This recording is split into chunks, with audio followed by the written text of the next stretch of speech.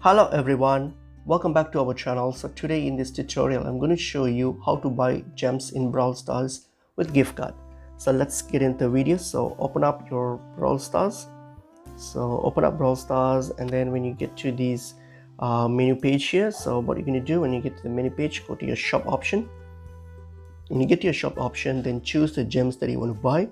So for example here I will choose this, and then this will take me to my Google Play where I can do this payment. So if I want to use my gift card, so what I'm going to do, I'm going to scroll down, and under this is the default payment option here. Select this arrow here, and then now select the payment method of your gift card. So if you're going to use your gift card, you want to add it first. So scroll down and you'll have this option here, add credit or debit card option. Simply select that, and then now add in the details of your gift card, whether it's a Visa or Master gift card or even a Google Play gift card, so whatever the gift card that is. So add the gift card details here.